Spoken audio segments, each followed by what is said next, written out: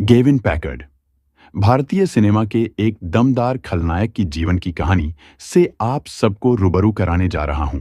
आखिर कौन है ये अभिनेता? आइए जानते हैं।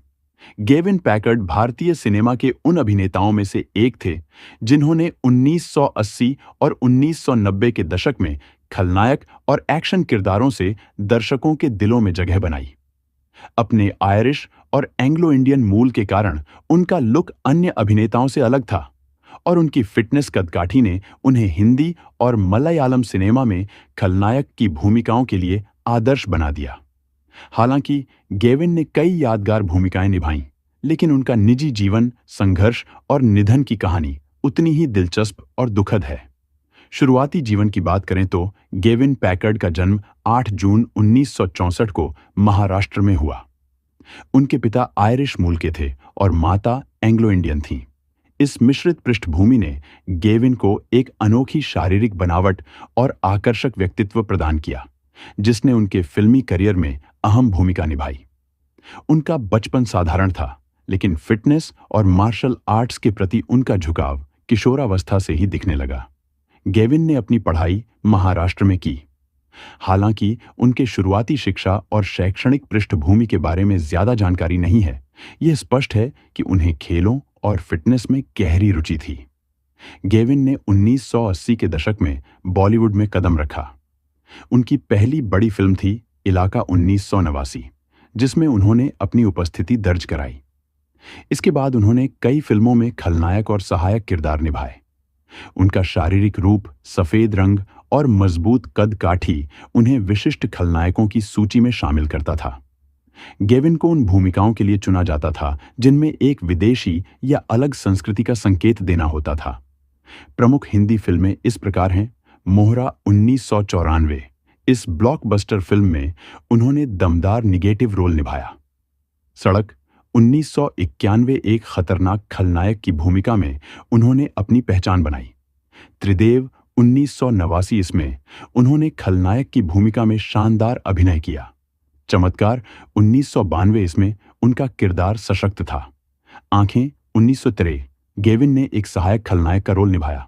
खतरनाक 1990, इस फिल्म में उन्होंने अपनी फिजिक और एक्टिंग का लोहा मनवाया। रॉकी 1981, संजय दत्त की इस पहली फिल्म में भी उनका किरदार सराहा गया। मलयालम सिनेमा में भी इनका रहा योगदान। हिंदी फिल्मों के अलावा गेविन ने मलयालम सिनेमा में भी काम किया। उनकी लोकप्रिय मलयालम फिल्मों में आबू तमिलनियन और अग्निदेवन शामिल हैं। उन्होंने वहां भी अपनी एक अलग पहचान बनाई और दक्षिण भारतीय दर्शकों का दिल जीता। गेविन पैकर्ड केवल एक अभिनेता नहीं थे, बल्कि वे फिटनेस और मार्शल आर्ट्स के विशेषज्ञ भी थे। वे जिन्होंने अभिनेताओं को वर्कआउट और बॉडी बिल्डिंग सिखाई। सलमान खान और सुनील शेट्टी के गुरु थे। गेविन ने सलमान खान, सुनील शेट्टी और अन्य सितारों को फिटनेस और बॉडी बिल्डिंग की ट्रेनिंग दी। वे बॉलीवुड में फिटनेस क्रांति लाने वालों में अग्रणी माने जाते हैं।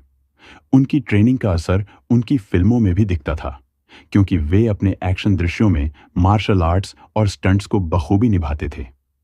निजी जीवन की बात करें तो गेविन पैकर्ड का पारिवारिक जीवन सार्वजनिक रूप से बहुत चर्चा में नहीं रहा। उनकी पत्नी का नाम अज्ञात है, लेकिन उनकी 2 बेटियां हैं, कैंडिस पैकर्ड, कविता पैकर्ड। गेविन ने फिल्मी दुनिया की चकाचौंध से दूर एकांत जीवन जीने का निर्णय लिया था। उनके परिवार ने उनके अंतिम समय में उनका साथ दिया। जीवन के अंतिम दिनों में बीमारी और संघर्ष से जूझते रहे। 2012 में गेविन को सांस संबंधी बीमारी से जूझना पड़ा। वे लंबे समय तक इस बीमारी से पीड़ित रहे और आखिरकार 18 मई 2012 को 48 वर्ष की उम्र में उनका निधन हो गया। उनका अंतिम संस्कार मुंबई के वसई इलाके में किया गया। दुख की बात यह है कि उनकी अंतिम यात्रा में बॉलीवुड इंडस्ट्री से बहुत कम लोग शामिल हुए। उनकी बेटियों और परिवार ने उनकी यादों को संजोए रखा। उनका योगदान भारतीय सिनेमा और फिटनेस जगत में हमेशा याद किया जाएगा। उनकी मौत के बाद कई लोगों ने सोशल मीडिया और अन्य माध्यमों के जरिए शोक व्यक्त किया।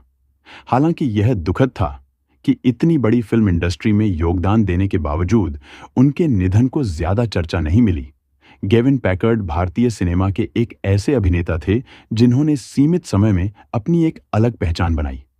खलनायक के रूप में उनकी भूमिकाएं, उनकी फिटनेस और उनका योगदान आज भी प्रशंसा के योग्य हैं। उनकी कहानी यह दर्शाती है कि कैसे मेहनत और समर्पण से एक व्यक्ति अपने जीवन में अमिट छाप छोड़ सकता है। तो दोस्तों, आपको ये स्टोरी अच्छी लगी हो तो एक लाइक जरूर करें, मेरे चैनल को प्लीज सब्सक्राइब करें। धन्यवाद।